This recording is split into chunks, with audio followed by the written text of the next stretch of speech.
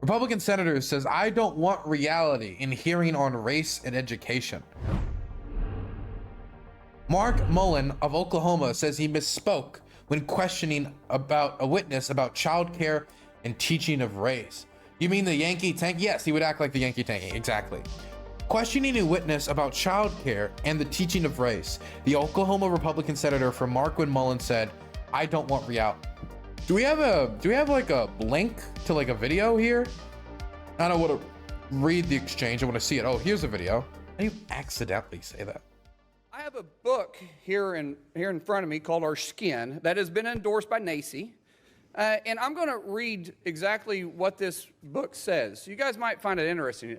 A long time ago, way before you were born, a group of white people made up an idea called race.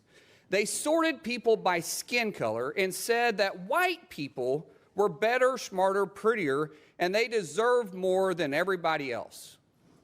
This would be taught if we socialize our pre-K system. This would be taught. Do you disagree with that findings in the book? 1,000%. How about we teach Jesus loves me? How about What the fuck? What the, okay, look. The argument here could be, look, you could make an argument of like, well, it wasn't just white. This would be the way you would argue against something like that in the statement. If he wanted to, let me try to steel man his argument. Here would be the actual argument to make, because it is true that a group of white people in the United States using the concept of race did establish a hierarchy that had whites at the top and other races at the bottom, both financially, societally, in all these different ways, right? And that continued into like the 70s with like instances like Redline and stuff like that. And we still have the echoes of that problem in the United States and other places around the world that had similar issues like that today. The actual steelman version of how to object to that would be, it wasn't just white people who had these, who had hierarchies based on what we now call race. Other society, and you can point to other societies that also had the same problem. But instead of objecting that way, which would be the, even if I would still maybe if I still wouldn't object that way myself, even it was a better option, a better path for him. Instead, he says, let's teach them Jesus loves me. So we're in a room, we're talking about racism, because kids are eventually going to be taught about racism, because racism deeply affected American history and history all around the world. And instead of having a conversation about that, your response is Jesus loves me when talking about the issue of race. Number one, separation of church and state. But number two, that just avoids the question altogether. That's like, let's talk about racism today. Everyone's equal, and then boom, done. I mean, yeah, everybody is white, black. Everyone should be equal. Like everybody, you know, we're all human beings. But you didn't teach anything. Didn't teach anything.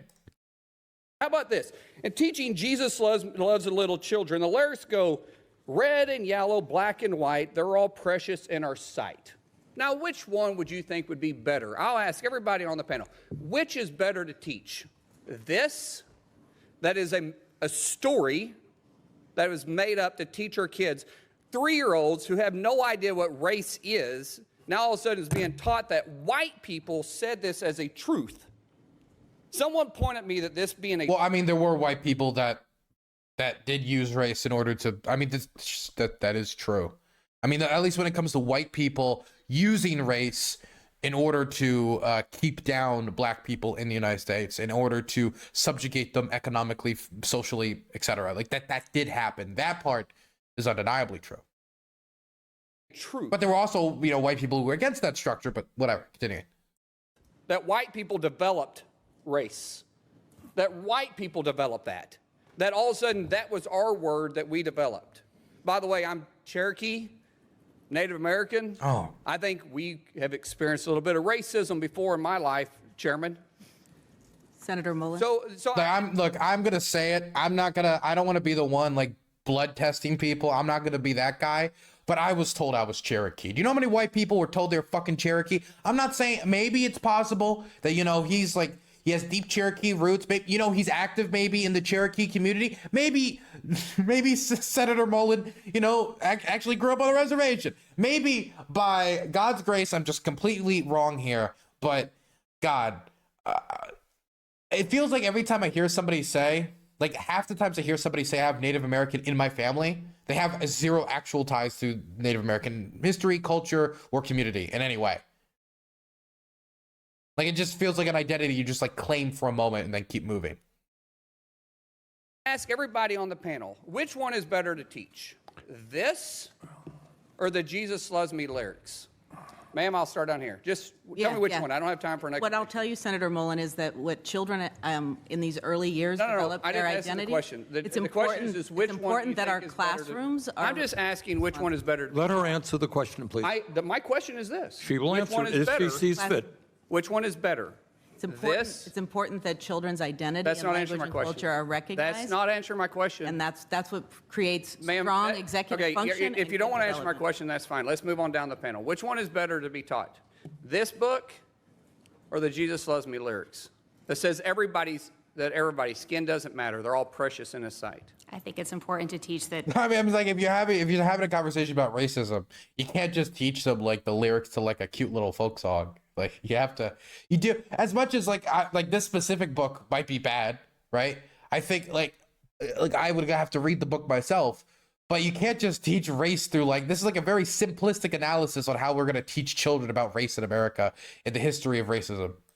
All children are seen and valued for who they are, and that's So, what but when you Macy's teach research this, is don't you about. think that other people are start saying that white kids are to blame? I think it's important. No, wait.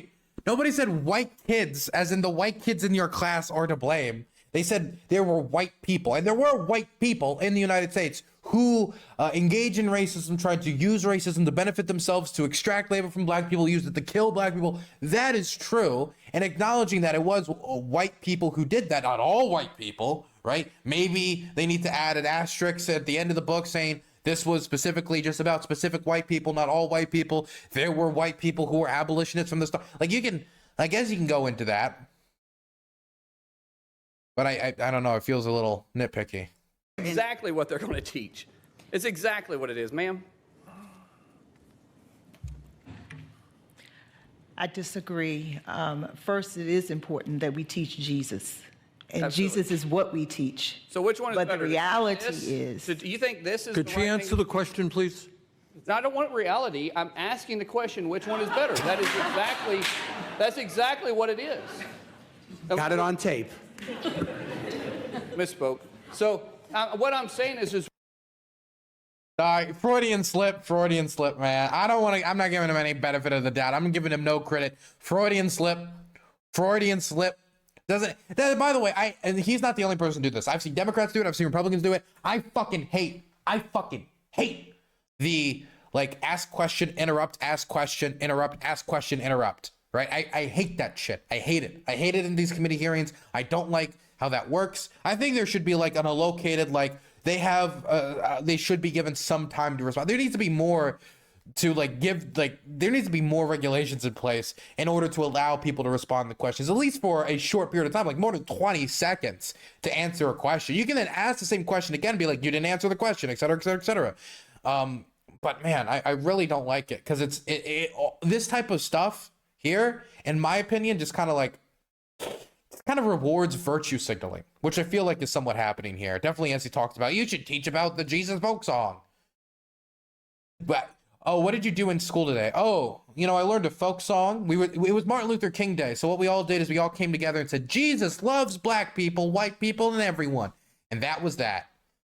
Did you learn about the March on Selma? No, man, that's, getting a little aggressive. Did you know, could we blame white people for that? No.